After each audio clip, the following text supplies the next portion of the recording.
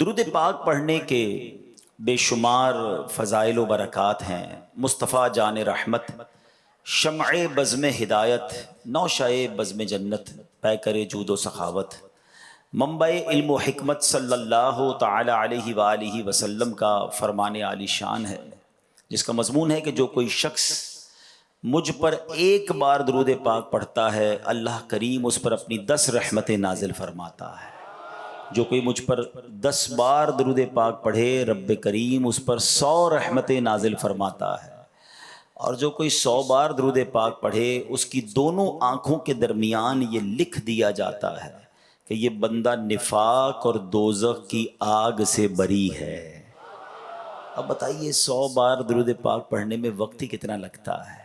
ہم اپنا بہت سارا وقت فضول باتوں میں، بعض اوقات موبائل فون پر گزار دیتے ہیں۔ اگر یہ وقت بچا کر ہم اس کو درود پاک میں صرف کر لیں، ہم سبھی تو چاہتے ہیں ہم پر رحمت الہی نازل ہوں، ہم سبھی تو چاہتے ہیں ہم مصیبتوں سے بچے رہیں، تو یہ سیکیورٹی اگر آپ چاہتے ہیں کہ خیر سے جائیں خیر سے آئیں۔ اب دیکھیں نا، آپ میں سے بہت سارے سفر کر کے آئے ہیں، پیچھے گھر والوں کو بھی فکر ہوگی کہ خیر سے رہیں، آپ بھی چاہتے ہوں گے گھر والے خیر سے رہیں، تو گھر والے بھی درود پڑھتے رہیں، ان پر بھی رحمتیں برستی رہیں گی، آپ بھی درود پڑھتے رہیں، آپ پر بھی رحمتیں برستی رہیں گی، ادھر بھی خیر رہے گی ادھر بھی خیر رہے گی۔ تو پھر کیوں نہ خیر کے سمندر میں تیرتے رہیں اور درود پاک کا ورد کرتے رہیں۔ آئیے مل کر محبت کے ساتھ بآواز بلند درود پاک پڑھ لیں۔ صلو علی الحبیب صلی اللہ تعالی علی محمد صلی اللہ علیہ وسلم۔ 10 محرم الحرام کا دن اسلامی تاریخ میں، بلکہ یہ کہا جائے کہ دنیا کی تاریخ میں ایک بڑا ہسٹوریکل، بڑا تاریخی دن ہے۔ یہ ایک ایسا دن ہے کہ جس دن اتنے بڑے بڑے واقعات ہوئے ہیں کہ میں نہیں سمجھتا کہ کسی اور تاریخ کو، پرٹیکولر ڈے کو، کسی خاص دن اتنے بڑے بڑے واقعات کسی اور دن ہوئے ہوں۔ یقیناً ہم عاشقان صحابہ اور اہل بیت اس دن کو امام علی مقام، امام عرش مقام، امام حسین اور ان کے رفقا کے ساتھ جو ظلم کی داستان ہوئی کربلا کے میدان میں، اس بنا پر اسے یاد رکھتے ہیں، مگر اس کے علاوہ بھی اس دن بہت بڑے بڑے واقعات ہوئے۔ اگر میں یہ کہوں کہ حضرت آدم علیہ السلام سے لے کر آج تک جتنے بڑے واقعات 10 محرم کو ہوئے ہیں، شاید کسی اور دن نہیں ہوئے۔ آئیے میں اب اس کو کچھ تھوڑا سا آپ کے سامنے ایکسپلین کرتا ہوں، آپ کے سامنے بیان کرتا ہوں، آپ کو اندازہ ہو کہ یہ کتنا مبارک دن ہے۔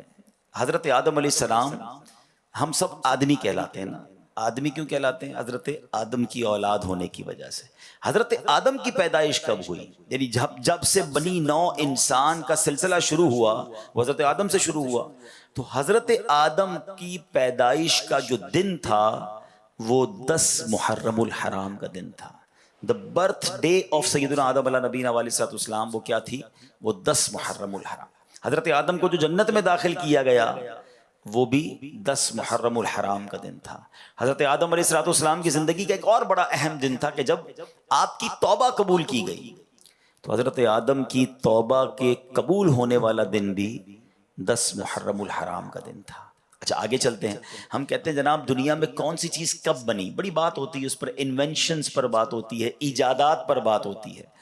کائنات کی اہم ترین چیزیں، زمین، آسمان، سورج، چاند، ستارے، اچھا پھر عرش، کرسی، جنت، یہ سب کے سب جو بنائے گئے یہ 10 محرم الحرام کو ہی بنائے گئے۔ آپ سوچیں کتنا اہم دن ہے۔ اچھا اور آگے چلتے ہیں۔ حضرت ابراہیم علیہ نبینا علیہ السلام یہ خلیل اللہ ہیں اور اپنے بعد تمام نبیوں کے والد ہیں، کیونکہ آپ ہی کی نسل سے بعد میں اس کے بعد سارے انبیاء گزرے۔ حضرت ابراہیم کا یوم ولادت بھی، ان کی پیدائش کا دن بھی 10 محرم الحرام ہے۔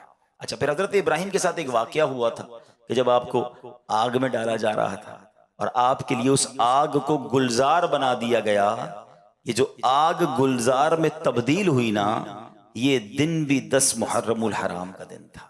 اچھا پھر آگے چلتے ہیں۔ حضرت موسیٰ علیہ نبینا علیہ السلام کلیم اللہ ہے، آپ کی زندگی کا وہ تاریخی دن جبکہ بہت تکلیف دی فرعون کے لوگوں نے اور فرعون نے، مگر آپ کو اور آپ کی قوم کو نجات کیسے ملی تھی کہ دریائے نیل سے آپ تو نکل گئے، دریا نے راستہ دے دیا، مگر فرعون اپنے ساتھیوں کے ساتھ دریائے نیل میں غرق ہوا۔ یہ جو فرعون سے نجات ملی، فرعون غرق ہوا، یہ دن بھی 10 محرم الحرام کا دن تھا۔ اور آگے چلتے ہیں، حضرت عیسیٰ روح اللہ علیہ نبینا علیہ الصلوۃ والسلام، ان کی پیدائش کا دن بھی، ڈیٹ آف برتھ 10 محرم الحرام۔ حضرت عیسیٰ علیہ السلام کو جو آسمانوں پر اٹھایا گیا، یہ دن بھی 10 محرم الحرام۔ اسی طرح حضرت نوح علیہ السلام، طوفان نوح آپ نے سنا ہوگا کہ جب ساری دنیا میں پانی تھا، کوئی بچا نہیں، صرف ایک کشتی تھی جس میں 80 کے قریب لوگ تھے، باقی ساری دنیا کے لوگ ڈوب گئے تھے۔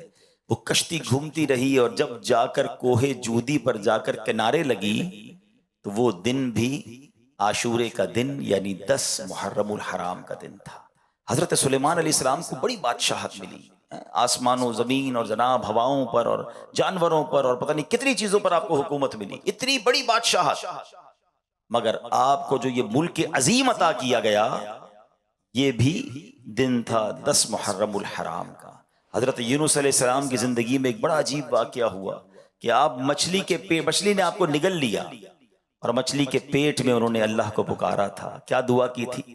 لا الہ الا انت سبحانک انی کنت من الظالمین۔ یہ آیت کریمہ یاد رکھو میرے پیارے اسلامی بھائی۔ علماء فرماتے بندہ کتنی بڑی مشکل میں کیوں نہ ہو، اپنے رب کو دل سے پکارے، وہ رب جو حضرت یونس کو مچھلی کے پیٹ سے باہر نکال سکتا ہے وہ تمہیں بھی غموں کی دنیا سے باہر نکال دے گا۔ حضرت یونس علیہ السلام جو مچھلی کے پیٹ سے باہر آئے، وہ دن کون سا تھا؟ وہ دن بھی عاشورے کا دن تھا، وہ دن بھی 10 محرم الحرام۔ اچھا پھر حضرت یعقوب علیہ السلام، ان کی بینائی، ان کی جو دیکھنے کی طاقت تھی، ان کی آئی سائٹ جو تھی وہ کمزور ہو گئی تھی، ضعف آ گیا تھا۔ اللہ نے اس بینائی کے ضعف کو، اس بینائی کی کمزوری کو جو دور کیا، وہ جو دن تھا وہ بھی 10 محرم الحرام کا تھا۔ حضرت یوسف علیہ السلام کی زندگی کا ایک عجیب دن کہ جب آپ کو گہرے کنویں میں ڈال دیا گیا، اس کنویں سے جس دن آپ کو نکالا گیا وہ دن بھی 10 محرم الحرام کا دن تھا۔ حضرت ایوب علیہ السلام پر بڑی تکلیفیں آئیں، صبر ایوب تو مشہور ہے نا، مگر حضرت ایوب علیہ السلام کی اس تکلیف کو، اس بیماری کو جس دن دور کیا گیا وہ دن بھی یہی 10 محرم الحرام کا دن تھا۔ آسمان سے سب سے پہلی بارش، یہ جو بارش ہے نا یہ میری اور آپ کی زندگی کا سبب ہے، اس پانی سے ہی تو ہم یوں سمجھے کہ ہماری لائف لائن ہے، مگر یہ آسمان سے جو پہلی بارش آئی وہ دن بھی 10 محرم الحرام کا دن تھا۔ یہ وہ دن ہے کہ پچھلی امتوں میں جس کا روزہ بڑا مشہور تھا، بلکہ کچھ روایت ایسی بھی ملتی ہیں کہ رمضان کا روزہ فرض ہونے سے پہلے عاشورے کا روزہ فرض تھا، پھر منسوخ کر دیا گیا، پھر رمضان کا روزے فرض ہوئے۔ یہ اتنا مبارک دن ہے۔ اور اس کے علاوہ جب یہ تقریباً میں نے آپ کو کم و بیش 24 واقعات، 24 باتیں بتائیں جو عاشورے سے متعلق ہیں، اور پھر 25واں واقعہ وہ ہے کہ امام علی مقام، امام عرش مقام، امام حسین رضی اللہ تعالیٰ عنہ اور ان کے رفقا کو بھوکا پیاسا کربلا کے میدان میں شہید کیا گیا۔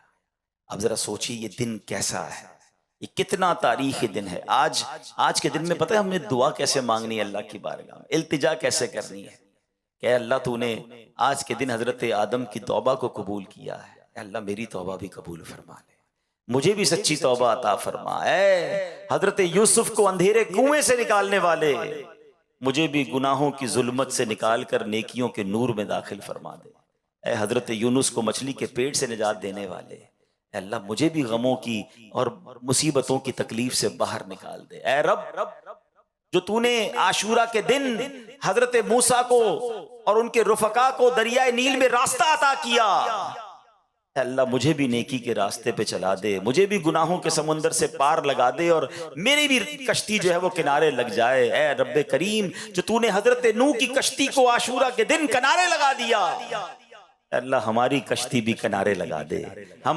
ہمارا سفر بھی جو ہے وہ خیر سے عافیت سے پورا ہو جائے اور دنیا سے جائیں تو ایمان سلامت لے کر اس دنیا سے اپنی قبر میں جائے۔ آج تو مانگنے کا دن ہے، آج تو کرم نوازی کا دن ہے، امام حسین اور ان کے رفقا کا وسیلہ پیش کر کے شہدائے کربلا کی بات کر کے اللہ کی بارگاہ میں التجا کریں کہ اللہ ان قربانیوں کا واسطہ ہمیں بھی اپنے دین کی خاطر قبول فرما لے، ہمیں بھی مخلص مبلغ بنا دے، اللہ ہم سے بھی کوئی ایسی خدمت لے لے کہ ہم بھی تیرے دین کی خاطر کچھ ایسا کر جائیں کہ جب قیامت کے دن امام حسین سے ملاقات ہو تو ہم بھی عرض کر سکیں کہ حضور اپنے حصے کا چراغ جلا کر آیا ہوں، میں بھی آپ کے نانا جان کے دین کی کوئی خدمت کر کے آیا. سوچو میرے پیارے اسلامی، اتنا مبارک. تو ایک تو میں نے بتانا تھا کہ عاشورہ کا دن کتنا مبارک دن، عبادت میں، دعاؤں میں، التجاؤں میں اور ان عظیم واقعات کی یادوں میں گزارے. اب آتے امام حسین رضی اللہ عنہ کا مرتبہ. میں صرف 2-3 باتیں جو میسج جو باتیں سیکھنی ہیں ہم کو اس واقعے سے، وہ عرض کرنے کی کوشش کرتا ہوں. امام حسین رضی اللہ عنہ کوئی عام شخصیت نہیں ہے، ہر صحابی کا مرتبہ بہت ہی اعلیٰ ہے. مگر حسنین کریمین کی تو بات ہی نرالی ہے نا. نبی پاک علیہ الصلوۃ والسلام فرماتے یہ جنت کے نوجوانوں کے سردار ہیں. حسنین کریمین کے بارے میں نبی پاک فرماتے یہ دونوں میرے پھول ہیں. آقا علیہ الصلوۃ والسلام صرف پھول فرماتے نہیں بلکہ پھولوں کی طرح انہیں سونگھا بھی کرتے تھے، انہیں چوما بھی کرتے تھے. انہوں نے نبی پاک کے کاندھوں پر سواری کی ہے. امام حسین رضی اللہ عنہ کو راکب دوش مصطفیٰ کہا جاتا ہے، یعنی نبی پاک کے کاندھوں پر سواری کرنے والا. اللہ اکبر. آقا علیہ الصلوۃ والسلام فرماتے ہیں حسین مجھ سے ہے اور میں حسین سے ہوں. کیسا پیار ہے، کیسی محبت ہے. ہمارے یہاں جب کسی بچے کی ولادت ہوتی ہے نا تو ہم کسی بزرگ کو، کسی مولوی صاحب کو، کسی کوشش کرتے نیک بندے کو ڈھونڈیں جو کان میں اذان بھی دے دے اور تحنیک یعنی گٹی دے دے، کوئی کھجور کھلا دے، کوئی شہد چٹا دے. اچھی بات ہے، اچھی ابتدا ہوتی ہے کہ چلے کسی نیک بندے کا جھوٹا جو ہے ہمارے بچے کے منہ میں چلا جائے. مگر آپ کو پتہ ہے امام حسین کی سٹارٹ کیسے ہوئی ہے، ان کی ابتدا کیسے ہوئی ہے؟ ایک تو امام حسین پیدا ہی مدینہ منورہ میں ہوئے اور پھر سب سے پہلی خوراک انہیں کیا ملی ہے؟ نبی پاک نے اپنی گود میں لیا. اچھا سرور کائنات علیہ الصلوۃ والسلام نے انہیں کوئی کھجور یا شہد نہیں چٹایا، پیارے آقا نے اپنی زبان مبارک امام حسین کے منہ میں دے دی. آئے ہائے، ذرا سوچو تو صحیح، پہلی خوراک ہی لعاب مصطفیٰ ہے. نبی پاک کا مبارک لعاب جو ہے وہ امام حسین کی پہلی خوراک ہے. اور پہلی انہوں نے ان کی کانوں نے پتہ پہلی آواز کیا سنی ہے؟ ہم کہتے ہیں کسی بزرگ سے اذان دلوا دو. اللہ اکبر. امام حسین کی قسمت پر ہماری جانیں قربان، ان کے کانوں میں پہلی آواز جو آتی ہے وہ آواز کیا ہے؟ اللہ اکبر، اللہ اکبر. یعنی اللہ رب العالمین کا نام ہے مگر آواز رحمت للعالمین کی ہے. آئے خوراک بھی ابتدا کیسی ہے، آواز بھی کیسی ہے. نبی پاک کی گود میں پلے ہیں، بہت پیار. مگر ایک بار ایک صحابیہ نے دیکھا کہ پیارے آقا علیہ الصلوۃ والسلام کی گود میں امام حسین ہیں اور نبی پاک کی آنکھوں میں آنسو ہیں، آنسوؤں کی جھڑی لگی ہوئی. صحابیہ نے کہا حضور آپ رو رہے ہیں، خیریت تو ہے؟ نبی پاک نے فرمایا جس کا مضمون ہے کہ ابھی ابھی جبریل امین میرے پاس آئے اور جبریل نے کہا کہ یا رسول اللہ صلی اللہ علیہ وسلم آپ کی امت آپ کے نواسے کو شہید کر دے گی اور مجھے جو مقتل کی مٹی ہے یعنی جہاں امام حسین شہید کیے جائیں گے نا اس جگہ کی مٹی بھی دکھائی گئی. نبی پاک کو بچپن میں ہی بتا دیا گیا تھا کہ امام حسین شہید کیے جائیں گے. اچھا ایک بار مولا علی شیر خدا جو والد ہیں امام حسین، وہ کہیں کربلا کے قریب سے راستے میں مقام جنگ صفین کے دوران جا رہے تھے. جب فرات کا کنارہ آیا، کربلا کا مقام آیا تو حضرت مولا علی نے یہ بھی بتا دیا کہ یہاں شہداء کے خیمے بندھیں گے، یہاں ان کے جو جسم اقدس ہیں شہید ہونے کے بعد ان کے بدن یہاں پر ہوں گے. یعنی ایک ایک چیز مولا علی کو معلوم تھی کہ کس کس طرح شہید کیے جائیں گے. اب ایک بڑا ریلیونٹ کوسچن ہے، بڑا کمال کا سوال ہے کہ جناب نبی پاک کو بھی پتا ہے، مولا علی کو بھی پتا ہے، دیگر صحابہ کو بھی پتا. یعنی مدینہ منورہ میں یہ خبر مشہور تھی کہ نواسہ رسول جو ہیں یہ ایک وقت ایسا آئے گا جس میں شہید کر دیے جائیں گے. اب پیارے آقا کا مرتبہ یہ ہے کہ نبی پاک علیہ الصلوۃ والسلام تو اللہ کی بارگاہ میں ہاتھ اٹھائیں تو سورج واپس پلٹ آتا ہے، آپ اشارہ کریں تو چاند کے 2 ٹکڑے ہو جاتے ہیں. بڑے بڑے پرابلم لے کر صحابہ آتے تھے اور آقا علیہ الصلوۃ والسلام دعا فرماتے ان کی مشکل آسان ہو جاتی تھی. ٹوٹی پنڈلی لاتے تھے، نبی پاک پنڈلی جوڑ دیتے. نکلی آنکھ لاتے تھے میرے آقا لعاب دہن لگا کر، آنکھ واپس لگاتے تو آنکھ روشن ہو جایا کرتی. ارے کون سا معاملہ تھا جو صحابہ نبی پاک سے عرض نہ کرتے؟ صحابہ کا یہ عقیدہ تھا کہ واہ کیا جود و کرم ہے شہ بطحا تیرا، نہیں سنتا ہی نہیں مانگنے والا تیرا. مگر سوال یہ ہے کہ نبی پاک نے دعا کیوں نہیں کی؟ کہ یا اللہ حسین سے مجھے بڑی محبت ہے، میرا نواسا ہے، اے اللہ میں اس سے بہت پیار کرتا ہوں، اس سے کربلا کا امتحان ٹال دے، اے اللہ اس سے شہید ہونے سے بچا لے، اے اللہ اس پر ظلم ہونے سے بچا لے۔ نبی پاک نے تو دعا نہیں کی۔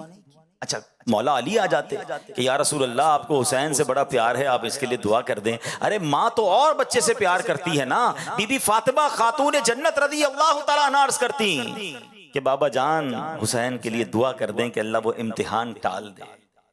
کسی نے بھی دعا نہیں کی، کیوں؟ یہ بڑا سوال بنتا ہے نا، ایوری بڈی نوز، سب کو پتا تھا، مگر دعا نہیں ہو رہی ہے۔ اس کا مطلب کیا تھا کہ سب کو معلوم تھا مگر سب امتحان کے لیے تیار تھے، سب اپنے بچے کو پال رہے تھے مگر اس امتحان کے لیے تیار کر رہے تھے۔ اللہ اکبر، یہ بات سیکھنی ہے کربلا کے اس واقعے سے۔ ہر بار عاشورہ آتا ہے، ہر بار ہم جناب واقعہ کربلا سنتے، فرق کیا آتا ہے ہمارے اندر؟ آج یہ میسج لے کر جاؤ کہ زباں پر شکوے رنجو علم لایا نہیں کرتے، زباں پر شکوے رنجو علم لایا نہیں کرتے، نبی کے نام لیوا غم سے گھبرایا نہیں کرتے۔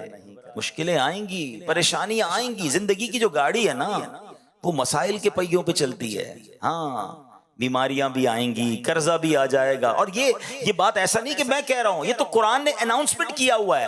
ہمارا ایک اور پرابلم ہے نا، ہم قرآن پڑھتے نہیں ہیں، اور پڑھیں تو سمجھتے نہیں ہیں، ورنہ قرآن پاک نے تو واضح اعلان کیا گیا ہے۔ کیا فرمایا قرآن نے؟ وَلَنَبْلُوَنَّكُمْ بِشَيْءٍ مِّنَ الْخَوْفِ وَالْجُوعِ وَنَقْصٍ مِّنَ الْأَمْوَالِ وَالْأَنفُسِ وَالثَّمَرَاتِ وَبَشِّرِ الصَّابِرِينَ الَّذِينَ إِذَا أَصَابَتْهُمْ مُصِيبَةٌ قَالُوا إِنَّا لِلَّهِ وَإِنَّا إِلَيْهِ رَاجِعُونَ۔ قرآن نے تو پہلے سے لسٹ بھی دے دی ہے، وَلَنَبْلُوَنَّكُمْ، ہم ان قریب تمہیں آزمائیں گے۔ کن کن چیزوں سے وہ لسٹ بھی دے دی، من الخوف والجوع، خوف، تمہیں خوف آئے گا، دشمنیاں ہو جاتی ہیں نا، بعض اوقات ڈر لگ رہا ہوتا ہے، خوف بھی آئے گا، جوع بھوک آئے گی، تنگی ہو جائے گی۔ آج کل کئی لوگ کہتے ہیں مہنگائی ہے، پورا نہیں ہو رہا، کھانا پراپر نہیں مل رہا، یہ آزمائش قرآن نے پہلے بتایا آئے گی۔ پھر فرمائے کہ تمہارے مال کم ہوں گے، تمہارے جسموں میں پرابلم آئے گی، بیماریاں آئیں گی، تمہارے پھل خراب ہو جائیں گے، مگر ان چیزوں سے جو نکل گیا، جو صبر کرے گا، وَبَشِّرِ الصَّابِرِينَ، خوشخبری ہے صبر والوں کے لیے۔ الَّذِينَ إِذَا أَصَابَتْهُمْ مُصِيبَةٌ، جب مصیبت پہ گرفتار ہوتے ہیں تو کیا کہتے ہیں؟ قَالُوا إِنَّا لِلَّهِ وَإِنَّا إِلَيْهِ رَاجِعُونَ، ہم اللہ ہی کا مال ہے، اللہ ہی کی طرف لوٹنا ہے۔ تو یہ ہے صبر والوں کا کام۔ تو اے میرے پیارے اسلامی بھائیوں، امام حسین کی شہادت کی خبر سب کو معلوم تھی، مگر کسی نے اس سے ڈینائی نہیں کیا، امتحان کے لیے تیار ہوئے۔ آج ہم پر چھوٹا سا امتحان آ جائے، کوئی بیماری آ جائے، سر میں درد پورے علاقے کو پتا ہے، پیٹ میں درد پورے محلے کو پتا ہے، تھوڑا سا نقصان ہو گیا پوری مارکیٹ کو پتا ہے، سب کو بتانا ہے۔ اچھا ایک تو بتانا نہیں ہے، بعض اوقات تو انداز بھی بڑا عجیب و غریب، کمپلین والا، پتہ نہیں کیا ہو گیا ہے، میری مشکلیں ختم ہی نہیں ہوتی ہیں، میرا قصور کیا ہے مجھے پتہ نہیں۔ ارے سراپا قصور ہو کر ہم کہتے ہیں کہ قصور پتہ نہیں، صبر کدھر گیا؟ کیا معاذ اللہ کربلا والوں کا کوئی قصور تھا؟ ارے اللہ والے آزمائے جاتے ہیں، ہمیں تو تیار ہو جانا چاہیے کہ ریڈی ہو جاؤ، امتحان آ گیا ہے اور اب مجھے فیل نہیں ہونا ہے، مجھے پاس ہونا ہے۔ اچھا باتیں تو ہم سارے ہی کرتے ہیں صبر کی، کچھ لوگ ہوتے ہیں پورے علاقے کو، پورے شہر کو بتا دیا اور اب کہتے ہیں بس بھائی کیا کروں، اب تو صبر ہی کر رہا ہوں۔ اب آپ صبر نہیں کر رہے، آپ نے بے صبری کر دی، آپ کا ثواب چلا گیا جناب۔ مزہ یہ ہے کہ میں جانوں میرا رب جانے، کسی کو پتہ بھی نہ چلے۔ صبر جمیل کی تعریف بھی یہی ہے کہ بندہ مصیبت میں ہو اور سامنے والے کو پتہ ہی نہ چلے کہ اس کو کتنا بڑا دکھ ہے، نہ چہرے سے پتہ چلے نہ انداز سے پتہ چلے۔ وہ نعت کا شعر ہے نا، کسی کا احسان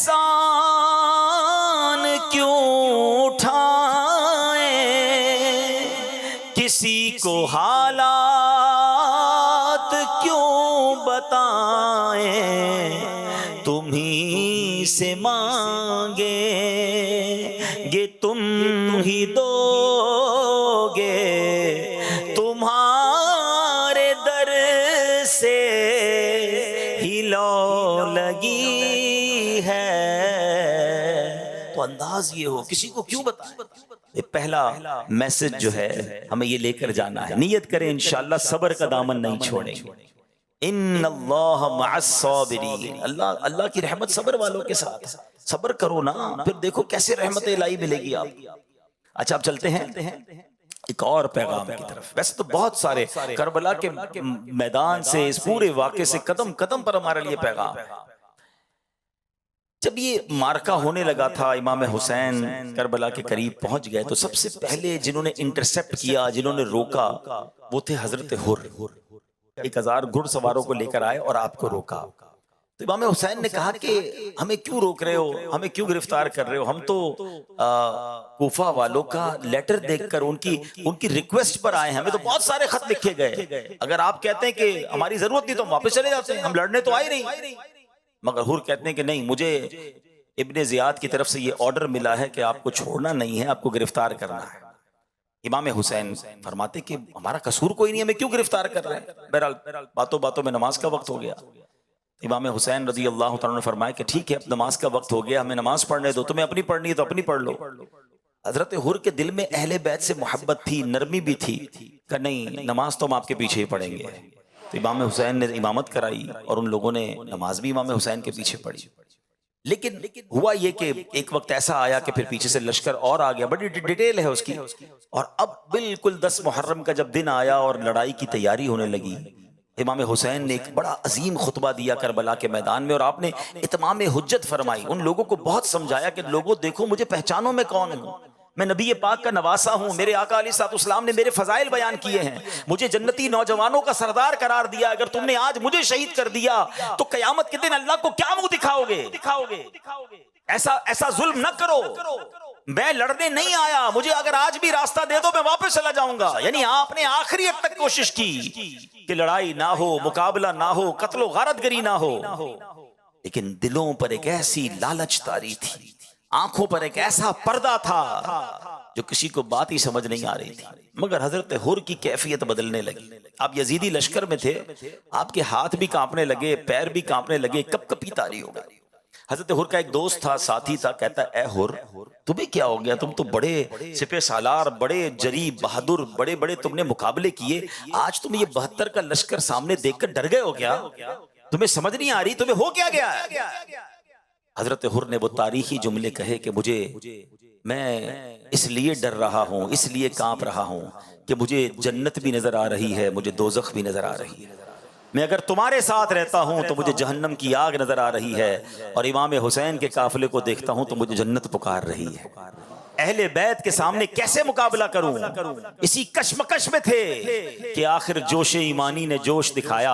اپنے گھوڑے کو انہوں نے زور لگایا اور گھوڑا دوڑاتے دوڑاتے یزید کے لشکر سے نکل کر امام حسین کے قدموں میں آ گئے اور کہتے حضور میری پہلی غلطی معاف فرما دیجئے، جو میں نے آپ کو روکا تھا، اب اجازت دیجئے، میں آپ کے قدموں پر اپنی جان قربان کرنا چاہتا ہوں. حضرت حر یہ جانتے تھے کہ 72 کا لشکر ہے، سامنے 22,000 ہیں، یہاں شہادت ہی ملنی ہے، مگر یہاں کی شہادت جو ہے وہ حقیقی زندگی ہے. میں اگر اہل بیت کے قدموں پر قربان ہو گیا تو یہی میری مغفرت کا ذریعہ ہوگا. اور ایسا ہی ہوا کہ اب امام حسین کی طرف سے لڑتے لڑتے آپ یزیدی لشکر کے ساتھ لڑتے لڑتے دنیا سے چلے گئے، آپ شہید ہو گئے. مگر آج آپ کا مزار بھی ہے، اور جب بھی حضرت حر کا ذکر کیا جاتا ہے ادب کے ساتھ اور رضی اللہ تعالیٰ عنہ کہہ کر ذکر کیا جاتا ہے. اللہ اکبر. حضرت حر نے یہ ثابت کیا خوبصورت بات شاعر لکھتے ہیں کہ یہ نعرہ حر کا تھا جس وقت فوج شام سے نکلا کہ دیکھو یوں نکلتے ہیں جہنم سے خدا والے.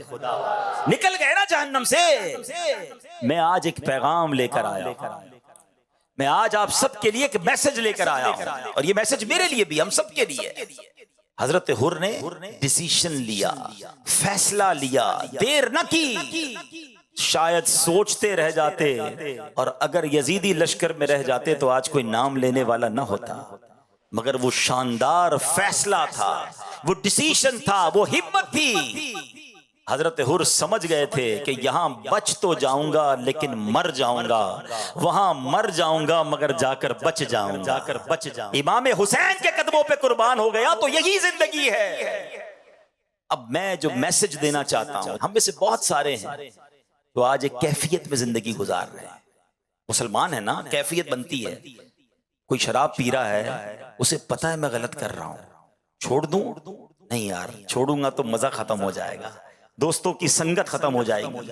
کوئی ہے جو جوا کھیلتا ہے، دل چاہتا ہے چھوڑ دوں، کبھی کبھی خیال بھی آتا ہے، مگر کہتا ہے چھوڑ دوں گا تو اس کا مزہ چلا جائے گا. کوئی ہے جو حرام کما رہا ہے، سود کا کاروبار، رشوت کا کاروبار، چوری کر رہا ہے، ڈکیتی ڈال رہا ہے، لوگوں کی چیزوں پر قبضے کر رہا ہے، دھوکے دے رہا ہے. کبھی کبھی دل میں خیال آتا ہے چھوڑ دوں، ارے چھوڑ دوں گا تو کاروبار کیسے چلے گا، پیسے کم ہو جائیں گے. ایک کیفیت ہے، ڈیسیشن نہیں لے رہا ہے، سوچتا ضرور ہے، ہمت نہیں کر پا رہا ہے. حضرت حر کا وہ فیصلہ یاد کرو. ایک طرف مال تھا، دولت تھی، اقتدار تھا، زندگی تھی، 22,000 کے لشکر کے ساتھی تھے. دوسری طرف 72 لوگ تھے جن کے پاس اسلحہ بھی نہیں تھا، بچے تھے، خواتین تھی، پتا تھا جا کر شہیدی ہونا ہے. مگر کیا شاندار فیصلہ کیا کہ دیکھو یوں نکلتے ہیں جہنم سے خدا والے. وہ فیصلہ، وہ کربلا کا دن، یقیناً یہ آج کا ہی دن تھا. 10 محرم الحرام حضرت حر نے فیصلہ کیا. میں آج ہر اس اسلامی بھائی کو پیغام دے رہا ہوں جو فیصلے میں رکا ہوا ہے، میں حرام چھوڑوں کہ نہ چھوڑوں، میں شراب چھوڑوں کہ نہ چھوڑوں، میں غلط کام چھوڑوں کہ نہ چھوڑوں، میں بدکاری کر رہا ہوں، اس غدی عادت سے نکلوں کہ نہ نکلوں. اگر حسینی ہونا، اگر واقعی پنجتن کے غلام ہو، ارے آج سے بہتر دن تمہیں کون سا ملے گا فیصلہ کرنے کا. آؤ آج نیت کر لو، آج یقین کرو، تم نیت کر لو. تم بری محفل چھوڑ کر قدم تو بڑھاؤ اللہ کی رحمت کی طرف. ارے حرام روزی چھوڑ کر تم حلال کی طرف قدم تو بڑھاؤ. اگر تم حرام کا ایک دروازہ بند کرو گے، اللہ رحمت سے تم پر حلال کے کئی دروازے کھول دے. تم برے دوستوں کی محفلوں، شراب، جوئے، بدکاری کی کاموں کو چھوڑو تو صحیح. دیکھو اللہ تمہاری زندگی میں کیسی برکتیں ڈال دے گا. حضرت حر کے اس فیصلے کو آج یاد کرو. ہمیں بھی جہنم کے ان کاموں سے نکل کر حسینی قافلے کی طرف قدم بڑھانا ہے. ارے حسینی قافلے والے نمازی تھے، حسینی قافلے والے تلاوت کرتے تھے، وہ لوگ تو اللہ کی عبادت کرتے تھے. وہ رنگ رلیاں منانے والے، وہ ناچ گانے والے، وہ شراب پینے والے نہیں تھے. ارے ہاں یہ کام تو یزیدی کرتے تھے. ایک طرف تو میں کہوں میں پنجتن کا غلام ہوں، دوسری طرف بری محفلوں میں، گندے کاموں میں ملوث. شراب پینے والا پنجتن کا غلام کیسے ہو سکتا ہے؟ نشہ کرنے والا امام حسین کا غلام کیسے ہو سکتا ہے؟ بدکاری کرنے والا، جوا کھیلنے والا، گندی باتیں کرنے والا، جھوٹ بولنے والا نہیں. حسینی ایسا نہیں ہوتا. ارے اگر پنجتن سے محبت ہے تو پریکٹیکل اس کا ثبوت دو. امام حسین رضی اللہ عنہ کو پتہ عبادت سے کتنی محبت تھی. حضرت عباس رضی اللہ عنہ سے یہ جو لڑائی ہے، یہ جو مارکا ہے، کیا ایک دن ڈیلے ہو سکتا ہے؟ کیا مجھے ایک رات مل سکتی ہے؟ وہ رات کیا کرنا تھا؟ کوئی وصیت لکھنی تھی، کوئی فیملی کے ساتھ ٹائم گزارنا تھا. امام حسین کہتے ہیں میں چاہتا ہوں ایک رات جی بھر کے رب کی عبادت کر لوں، کچھ سجدے کر لوں، کچھ تلاوت کر لوں، کچھ ذکر کر لوں. آئے ہائے، یہ ہے حسینی طریقہ. اے میرے پیارے اسلامی بھائیوں، 9 محرم اور 10 محرم کی جو درمیانی رات تھی نا، حسینی خیموں میں تلاوت تھی، ذکر تھا، دعائیں تھیں، اور یزیدی خیموں میں ناچ تھا، گانے تھے، شراب تھے. اب میں اور آپ سوچیں ہماری راتیں کیسے گزرتی ہیں. مبارک ہو اسے جو عشاء پڑھ کر باوضو، کبھی کبھی تو صلاۃ التوبہ بھی پڑھ کر، سورہ ملک پڑھ کر سوتا ہے کہ میں سو جاؤں یا مصطفیٰ کہتے کہتے، کھلے آنکھ صلی اللہ کہتے کہتے. بہت اچھی رات ہے تمہاری، تمہارا یہ انداز، یہ حسینی طریقہ ہے. مگر وہ شخص جو رات گندی چیزیں دیکھ کر، فلمیں ڈرامے دیکھ کر، معاذ اللہ شراب پی کر، بے حیا دوستوں میں بیٹھ کر، اور عشاء بھی نہیں پڑھی، سویا تو فجر بھی نہیں پڑھی، کیا یہ یزیدی طریقہ نہیں؟ آؤ میرے پیارے اسلامی بھائیوں، اگر واقعی محبت ہے نا پنجتن پاک سے، اور یہ محبت ہمارے ایمان کا تقاضا ہے. نبی پاک فرماتے ہیں، اللہ کی بارگاہ میں عرض کرتے ہیں کہ یا اللہ میں ان سے محبت، حسین سے محبت کرتا ہوں، حسن سے محبت کرتا ہوں، جو ان سے محبت کرے مولا تو بھی ان سے محبت فرما. تو ان سے محبت تو ہمارے ایمان کا تقاضا ہے. تو آؤ نیت کریں، جس کی پکی سچی نیت بنتی ہونا، پکی سچی، وہ نیت کریں، ہاتھ اٹھائے کہ انشاءاللہ آج کے بعد ہماری کوئی نماز قضا نہیں ہوگی. اگر کوئی حرام روزی کما رہا ہے، میرا کوئی بھائی شراب پی رہا ہے، میرا کوئی بھائی نشہ کر رہا ہے، اگر کوئی بھائی غلط کاموں میں ملوث ہے، ارے تمہیں سب پتا ہے تم کیا غلط کر رہے ہو، مجھے بھی پتا ہے. آؤ آج نیت کر لیتے ہیں کہ اگر پنجتن پاک سے محبت ہے تو سچی غلامی یہ ہے کہ ان برے کاموں کو چھوڑ کر حضرت حر کیسے چل پڑے تھے، ہائے ہائے، جہنمی لشکر سے نکلے اور جنتی لشکر میں داخل ہو گئے۔ اللہ مجھے بھی وہ قدم اٹھانے کی توفیق عطا فرمائے، آپ کو بھی یہ فیصلہ کرنے کی توفیق عطا فرمائے۔ اللہ کرے کہ آج کا دن ہماری زندگی میں ایک بہترین بدلاؤ لانے کا دن بن جائے، ہماری زندگی کا ایک شاندار دن بن جائے، ایک یادگار دن بن جائے۔ دوست پوچھیں، رشتہ دار پوچھیں، ارے بھائی آپ وہ فلاں کام غلط کرتے تھے، اب آپ نے چھوڑ دیا، تو آپ کہیں میں پنجتن کا غلام ہوں، میں نے جھوٹ بولنا چھوڑ دیا، میں پنجتن کا غلام ہوں، میں نے نماز 5 وقت پابندی سے شروع کر دی، ارے میں امام حسین کا غلام ہوں، میں کیسے کسی مسلمان کو دھوکہ دے سکتا ہوں، میں نے دھوکہ دینا چھوڑ دیا، میں نے حرام کمانا چھوڑ دیا، میں نے رشوت لینا چھوڑ دی۔ آؤ میرے پیارے اسلامی بھائیوں، آج اس حضرت حر کے قدم کو یاد کرتے ہوئے آپ بھی قدم اٹھائیے، نیکی کی طرف آگے بڑھ جائیے، پھر دیکھیں کیسا فیضان پنجتن نصیب ہوتا ہے، فیضان اہل بیت کیسا نصیب ہوتا ہے۔ الحمدللہ یہی دعوت اسلامی کا پیغام ہے کہ اب آ ہی گئے ہیں تو بدل کر جائیں، گناہوں کی عادت سے سچی توبہ کر کے جائیں۔ آج بہترین فیصلہ کر لیجئے، رب کریم سے دعا کرتا ہوں، اے اللہ عاشورے کا دن بڑا مبارک دن ہے، اے رب کریم تو نے آج ہی کے دن حضرت یوسف کو اندھیرے کنویں سے نکالا تھا، اے اللہ ہم بھی گناہوں کے گہرے کنویں میں غرق ہو گئے ہیں، اے پروردگار ہمیں ان اندھیرے کنویں سے باہر نکال دے، اے حضرت موسیٰ کو دریائے نیل کے ذریعے راستہ دینے والے، اے اللہ ہمیں بھی ایسے راستے پر چلا دے جو جنت کا راستہ ہے۔ اے رب کریم تو نے حضرت یونس کو عاشورہ کے دن مچھلی کے پیٹ کے اندھیرے سے باہر نکالا تھا، پروردگار ہم تجھ سے التجا کرتے ہیں کہ آج ہمیں برائیوں کے اندھیرے سے نکال کر نیکیوں کے راستے پہ چلا دے۔ خدا کی قسم سچے دل سے مانگو، وہ رب ضرور مدد فرمائے گا، اس کی رحمت ضرور شامل حال ہوگی اور ہم بھی اچھے انسان بن جائیں گے۔ اللہ مجھے بھی اور آپ کو بھی امام حسین کے نقش قدم پر چلنے کی توفیق عطا فرمائے، اپنے پسندیدہ بندوں میں ہمیں شامل فرما لے۔ الحمدللہ اس کو پریکٹیکل کرنے کے لیے دعوت اسلامی کے مدنی قافلوں میں سفر اپنا معمول بنائیے، اپنے اچھے دوست بنا لیجئے، اس ماحول والے دوست بنا لیجئے تاکہ کبھی لیفٹ رائٹ ہو جائیں، کبھی نمازوں میں سستی ہو، کبھی گناہوں کی طرف جانے لگیں تو اچھے دوست ہوں گے تو پکڑ کے مسجد میں لے آئیں گے، یاد دلا کر اجتماع میں لے آئیں گے۔ اگر ایسے دوست رکھے کہ نماز پڑھیں تو مذاق اڑائیں، اجتماع میں جائیں تو ہماری تفریح لیں، ایسے دوست ہمیں نہیں چاہیے۔ نیک بننا ہے تو نیک دوست بھی بنانے ہوں گے۔ اللہ تعالی ہمیں اچھے اور نیک دوست بھی نصیب فرمائے، آمین بجاہ النبی الامین صلی اللہ تعالی علیہ وسلم۔ صلو علی الحبیب صلی اللہ تعالی علی محمد صلی اللہ علیہ وسلم۔ الحمدللہ رب العالمین والصلاة والسلام على سید الانبیاء والمرسلین۔ اللہم ربنا آتنا فی الدنیا حسنۃ وفی الآخرۃ حسنۃ وقنا عذاب النار۔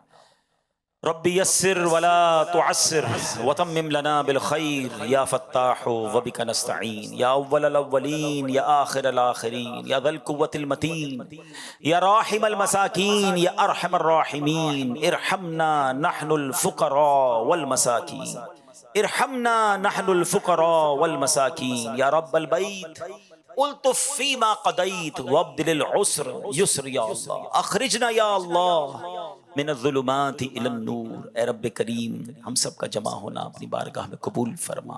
اے اللہ ہمیں حسینی طریقے پر زندگی گزارنے کی توفیق عطا فرما، گناہوں والی زندگی سے ہم سب کی جان چھڑا دے، ہمارے ماں باپ کی، نبی پاک علیہ السلام کی ساری امت کی بخشش فرما، ہمیں دعوت اسلامی کی مدنی ماحول پر استقامت نصیب فرما۔ جتنے ہاتھ اٹھے ہیں مالک، بڑے دور دور سے تیرے بندے آئے ہیں، بڑی امیدیں لیے آئے ہیں، کوئی بیمار آیا ہے، کوئی بیمار کا نمائندہ آیا ہوگا، کوئی قرضے میں ڈوبا آیا ہے، کوئی بے روزگار آیا ہے، کوئی بے اولاد آیا ہے، کوئی اولاد کی وجہ سے پریشان آیا ہے۔ اے اللہ تجھ سے نہ کہیں تو کس سے کہیں، سب کی جھولیاں بھر دے، سب کی اے اللہ مرادیں پوری کر دے۔ اے اللہ گھر لوٹنے سے پہلے ہمیں خوشخبری عطا کر دے۔ اے اللہ ہمارے کئی مسائل تو ایسے ہیں جس کے بارے میں لوگ کہتے ہیں بڑا مشکل ہے، بہت بڑا مسئلہ ہے، یہ آسان نہیں ہے، یہ نہیں حل ہو سکتا۔ اللہ لوگ کہتے ہیں نا، ہمارا ایمان ہے انک علی کل شیء قدیر، اللہ تو جو چاہے اس پر قادر ہے۔ آج ہمیں اپنی قدرت کا نظارہ دکھا دے، اے اللہ ہماری مشکل آسان کر دے، پریشانی دور فرما دے، جس خوشخبری کا انتظار ہے وہ ہم سب کو عطا کر دے۔ اے اللہ حرمین طیبین کی بار بار حاضریاں ہمارا مقدر فرما دے، حج اور عمرے کی سعادت نصیب فرما، مدینہ منورہ کی حاضریاں نصیب فرما، بیماروں کو شفا دے دے، قرض داروں کے قرضے اتر جائیں، بے اولادوں کو نیک اور صالح اولاد دے دے۔ اے اللہ جو روٹھے ہیں ان کو منا دے، جو بچھڑے ہیں ان کو ملا دے، خوشحالی عطا کر دے، برکت عطا کر دے۔ اے اللہ حضرت یونس نے جو مچھلی کے پیٹ میں اندھیرے میں تجھے پکارا تھا، آج انہی کی ادا کو ادا کر کے ہم تجھے پکارتے ہیں۔ لا الہ الا انت سبحانک انی کنت من الظالمین، لا الہ الا انت سبحانک انی کنت من الظالمین، لا الہ الا انت سبحانک انی کنت من الظالمین۔ اے رب کریم، اس پکار، اس دعا کا واسطہ ہماری زندگی میں بھی غموں کی رات کو ختم کر دے، خوشیوں کی صبح عطا کر دے، سکھ کی صبح عطا کر دے، نیکیوں والی صبح عطا کر دے، صبح طیبہ عطا کر دے۔ اے اللہ آج کا دن ہماری زندگی کا تاریخی دن بنا دے، ہماری زندگی میں بہترین بدلاؤ کا دن بنا دے۔ ہم سدھرنا چاہتے ہیں، ہمت کرتے ہیں مالک، مگر شیطان پھر دبا لیتا ہے، پھر ڈال دیتا ہے گناہوں میں۔ آج تجھ سے مدد مانگتے مولا، بدل دے مولا، ہمارا دل بدل دے، شیطان سے مقابلے میں ہمیں طاقت عطا فرما، ہماری مدد فرما۔